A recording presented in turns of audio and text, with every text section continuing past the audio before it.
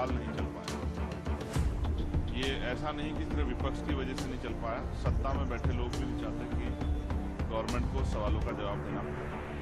आज आप हालात देख रहे हैं, युवा कई परेशानियों से गुजर रहा है। पहले शिक्षा का बाजारीकरण, जो महंगी शिक्षा हो गई है, 50% जो एजुकेशन सेक्टर है वो प्राइवेट के लगभग हो गया, तो अमीर के बच्चे तो पढ़ पा रहे हैं, गरीब के बच्चे नहीं पढ़ पा रहे। उसके बाद भर्ती प्रक्रिया में जिस तरह की खामियां हैं वो भी किसी छिपी हुई नहीं है। पहले तो भर्तियां नहीं आती, भर्ती आ भी जाती है तो पेपर लीक हो जाता है, फिर उसमें को भर्ती एक भर्ती जो शुरू होती है 1.5 से 5 साल तक वो भर्ती प्रक्रिया चलती रहती है। ऐसे में नौजवानों का दम घुट रहा है और इस देश का युवा जो देश की रीढ़ है, अगर वो कमजोर पड़ जाएगा, वो अपने पैरों पर नहीं खड़ा हो तो देश कैसे आगे बढ़ेगा। इसलिए मैं कह रहा हूँ कि सरकारों ने जो तानाशाही करके नौजवानों का दम घोटने काम किया, उनके सपनों को कुचलने का काम किया, वो तानाशाही बंद होनी चाहिए। और नौजवान, बेरोजगार नौजवानों का दर्द है वो सरकार को सुनना चाहिए। कब मिलेगी नौकरी? 40, 35, 36 साल की उम्र में जाके नौकरी मिल रही है, 32, 34 साल में। इतनी नौकरी का, जितनी दिनों बाद नौकरी मिल रही है उसके बाद वो इतनी जल्दी रिटायर हो जा रहा है। तो ऐसे में तो जो है नौजवान अपने पैरों पे नहीं खड़ा हो पाएगा तो ये देश तरक्की कैसे करेगा। इसलिए नौजवानों के दर्द के लिए आज मैं, क्योंकि सदन नहीं चल रहा है, तो सदन के बाहर ये तख्ती लेके खड़ा हूँ कि नौजवान युवाओं का दर्द समझा जाए और उनके जो है, जैसे 6 महीने में अगर कोई किसी जगह पे सिर्फ टिकट होती है, चाहे असेंबली की हो या पार्लियामेंट, तो चुनाव होते हैं, लेकिन बैकलॉग क्यों नहीं उठा जाता।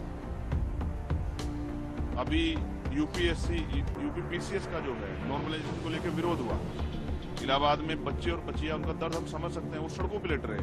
अभी बिहार में हुआ 2 दिन पहले कि वहाँ बीपीएससी को जो लेके जो है वहाँ के नौजवानों ने संघर्ष किया। तो सरकार ये किसके कैसे करना चाहती है, नॉर्मलाइजेशन हो या और कोई प्रक्रिया हो जिससे युवा नाराज हैं, जो युवाओं के हित में नहीं है। 1 नेशन 1 इलेक्शन की बात करने वाली सरकार 1 टाइम पेपर क्यों नहीं करा पा रही। तो इस डबल इंजन की सरकार में जो नौजवानों का दम घुट रहा है, वो जो आत्महत्या कर रहे हैं, इसको लेकर मैं चिंतित हूँ। एक युवा होने के नाते मैं उनके दर्द को आपके माध्यम से देश के सामने रखना चाहता हूँ, सरकार के सामने रखना चाहता हूँ कि सरकार जो उनके दर्द को सुने और उनकी परेशानियां कम करने का काम करे। लेकिन सबसे चिंता का विषय ये है कि इतने दिन हो गए, अभी तक सदन नहीं चल पाया है सुचारू रूप से। आज भी एक बार फिर ऑपोजिशन जो है वो आकर यहाँ पर नारे लगाए, उन्होंने मोदी अदानी भाई भाई इस तरीके के नारे लगे, हर रोज हो रहे हैं। सवाल ये भी है कि पक्ष और विपक्ष दोनों की जिम्मेदारी बनती है नैतिक की वो सदन को चलाए।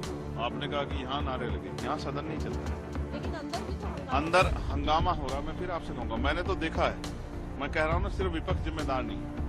अगर स्पीकर साहब चाहे तो सदन चल सकता है, बस। और कितनी देर विपक्ष हल्ला करेगा, विपक्ष वॉकआउट करके बाहर चला आएगा। लेकिन मैं कहता हूँ मिले जुले तौर पे सदन नहीं चला जा रहा है, ये दोनों की नैतिक जिम्मेदारी सदन चले। इसमें मैं जिस क्षेत्र से आता हूँ उस क्षेत्र की डिमांड सब नहीं है, मुझे उस क्षेत्र के सवाल उठाने हैं। रोज मौके आते हैं, सदन न चलने के कारण चले जाते हैं। नगीना के लोग परेशान है, वहाँ का नौजवान, वहाँ के किसान, वहाँ की महिलाएं। आज जो है, जो फर्स्ट क्वेश्चन था वो मानव और पशु के संघर्ष पे था।